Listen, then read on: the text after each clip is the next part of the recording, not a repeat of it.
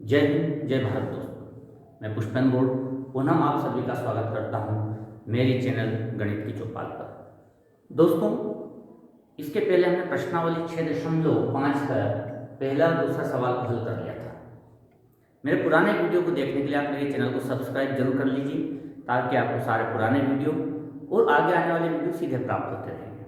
तो आइए हम शुरुआत करते हैं प्रश्नावली 6.5 के प्रश्न क्रमांक 3 से। तो प्रश्न क्रमांक 3 प्रश्नावली 6.5। चित्र में एबीडी एक समकोण त्रिभुज है जिसका कोण ए समकोण है, तथा एसी लंबवत है बीडी पर। तो दर्शाइए कि पहला सवाल है ए बी स्क्वायर बराबर बी सी गुणित बी डी, दूसरा सवाल ए सी स्क्वायर बराबर बी सी गुणित डी सी, और तीसरा सवाल ए डी स्क्वायर बराबर बी डी गुणित सी डी। तो दोस्तों, पहला सवाल हमें दर्शाना है ए बी स्क्वायर बराबर बी सी गुणित B D. A B square मतलब ये वाला भाग, बी सी मतलब इतना, और बी डी मतलब इतना पूरा, मतलब एक छोटा त्रिभुज और एक बड़ा त्रिभुज। ठीक है, हल। समकोण त्रिभुज एबीसी व त्रिभुज एबीडी में, त्रिभुज एबीसी व एबीडी में। दोस्तों, इन दोनों को समरूप बता दीजिए। तो त्रिभुज एबीसी में एक कोण समकोण है, कोण ए सी बी। तो त्रिभुज एबीडी में भी एक कोण समकोण है, कोण बी ए सी समकोण है। एक कोण बराबर हो गया। दूसरा त्रिभुज एबीसी का जो कोण बी है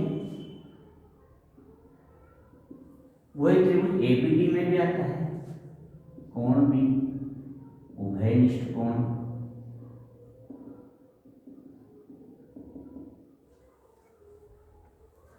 तो समरूप त्रिभुज की कसौटी नंबर 1 ये कहती है कि अगर किसी त्रिभुज के दो त्रिभुजों के दो कोण भी बराबर हो तो उनकी संगत भुजाएं समान अनुपात में होती है।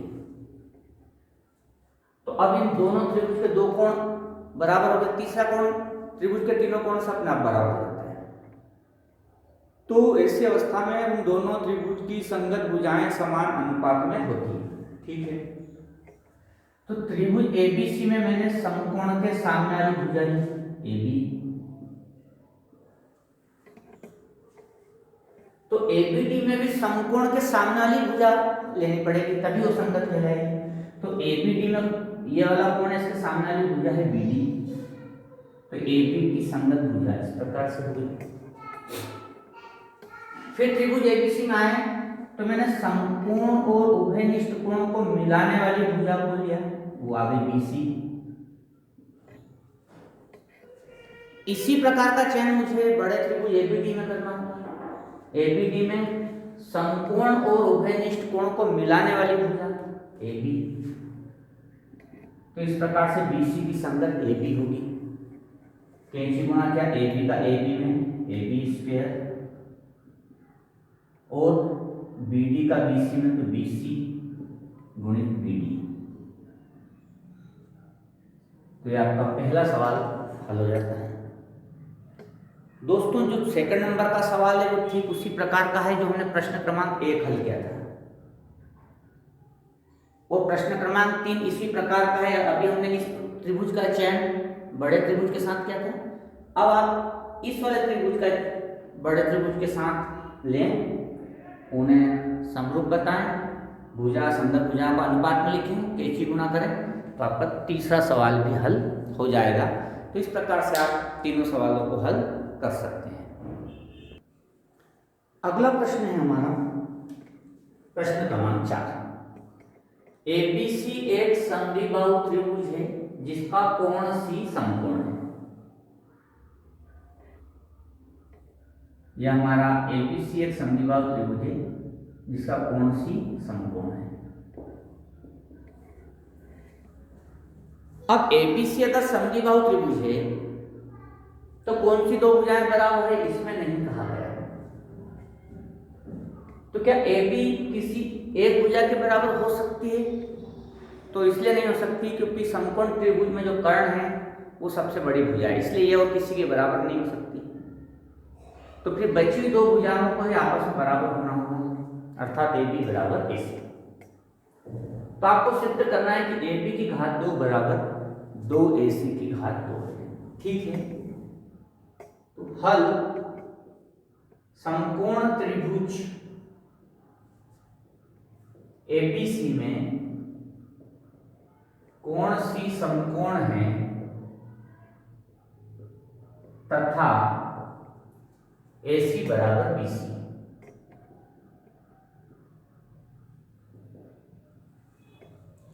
अब चूंकि जो त्रिभुज ABC है वो समकोण त्रिभुज है तो पाइथागोरस प्रमेय का प्रयोग कर सकते हैं। पाइथागोरस प्रमेय से कर्ण का वर्ग अन्य दो भुजाओं के वर्गों के योग के बराबर होता है। अब समीकरण 1 से AB का वर्ग AC का वर्ग धन BC का वर्ग। समीकरण 1 से AB का वर्ग बराबर 2AC का वर्ग लाना, तो AC को हम ऐसे ही रहने देंगे, AC को चेंज नहीं करेंगे, और BC जो है AC के बराबर है। तो जो BC है वो AC के बराबर के मान रख दिया हमने, तो हो गया AB का वर्ग बराबर AC का वर्ग था AC का वर्ग 2 बार AC का वर्ग। बस यही हमें सिद्ध करना था।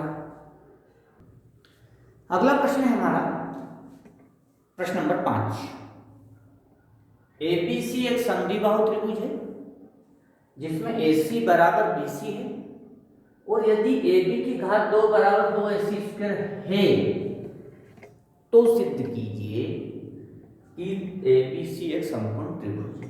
दो चीजें हमें दी गई, एक तो ये दी गई है और एक ये दी गई है। जब हम हल करेंगे तो लिखेंगे दिया है AB का वर्ग बराबर 2AC का वर्ग।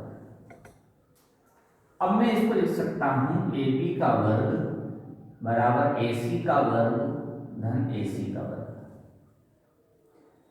अब हम AB का वर्ग बराबर AC, लेकिन AC बराबर BC दिया है, AC की जगह BC लिख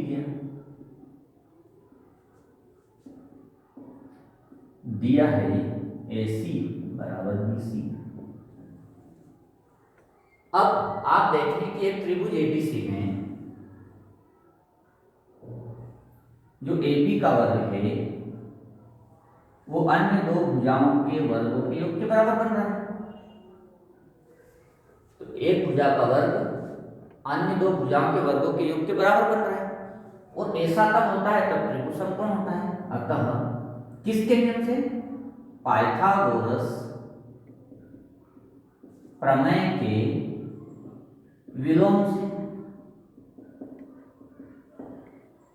त्रिभुज ABC एक समकोण त्रिभुज है।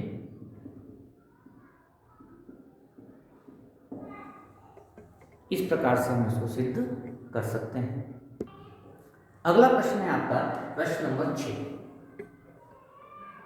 एक समबाहु त्रिभुज ABC की भुजा 2 है। ये समबाहु त्रिभुज है, ABC एक समबाहु त्रिभुज है, मतलब तीनों भुजाएं इसकी बराबर है। उसके प्रत्येक शीर्षलंब की लंबाई ज्ञात कीजिए। तो मान लिया कि ये शीर्षलंब हो सकता है, इसकी लंबाई ज्ञात करना है, ये भी एक शीर्षलंब है, इसकी लंबाई ज्ञात करें, ये भी एक शीर्षलंब है, इसकी लंबाई ज्ञात करें। अब इसको भी दो प्रकार से हल किया जा सकता है। एक जो हल है आप कर सकते हैं इसको हेरोन्स फार्मूले से, और एक हल आप पाइथागोरस प्रमेय से भी कर सकते हैं। मैं पहले हेरोस फार्मूले से समझा देता हूं। तो हेरोस फार्मूले में हम समबाहु त्रिभुज का जो क्षेत्रफल है उसका सूत्र हम जानते हैं। उसका जो सूत्र होता है √3/4 भुजा की घात 2। तो इससे हम √3/4 भुजा है 2a, इसकी घात 2, तो ये हो गया √3/4 गुणित 4a की घात 2, 4 से 4 कट गया, तो ये आ गया √3a की घात 2 यूनिट वर्ग इकाई।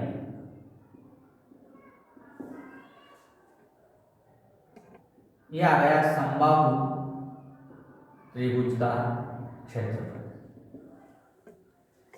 लेकिन त्रिभुज के क्षेत्रफल का जो दूसरा सूत्र है, त्रिभुज का क्षेत्रफल, त्रिभुज हम ABC लिख दें का क्षेत्रफल बराबर होता है 1/2 गुणित आधार गुणित ऊंचाई।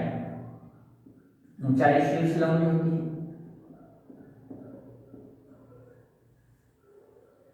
अब हमने इसका जो क्षेत्रफल निकाला वो √3a की घात 2 बराबर 1/2 गुणित 2a गुणित शीर्ष लंब। 2 से 2 कट गया, इस a से इसकी घात a चली जाएगी, तो √3a बराबर शीर्ष लंब। ये एक तरीका है जिससे आप समबाहु त्रिभुज का शीर्ष लंब निकाल सकते हैं। दोस्तों दूसरा तरीका है पाइथागोरस प्रमेय। ये जो शीर्ष लंब है, तो हम ये जानते हैं कि समद्विबाहु त्रिभुज में, ये समबाहु है लेकिन समद्विबाहु भी, समद्विबाहु त्रिभुज में शीर्ष लंब समूह भुजा को 2 बराबर भागों में बांटता है। ऐसा करने से ये a हो जाएगा और ये a हो जाएगा। तो आप इस त्रिभुज में पाइथागोरस प्रमेय लगा दीजिए, तब भी आपका उत्तर आ जाएगा, इससे शीर्ष लंब आ जाएगा। ये भी एक तरीका है। तो दोनों तरीके से आप इन प्रश्नों को हल कर सकते हैं। तो दोस्तों हमने इस प्रश्नावली में प्रश्न क्रमांक 3 से लेकर प्रश्न क्रमांक 6 तक कुल 4 प्रश्नों को हल किया। आगे के सवालों का हल लेकर मैं पुनः उपस्थित रहूंगा। तब तक के लिए जय हिंद, जय भारत।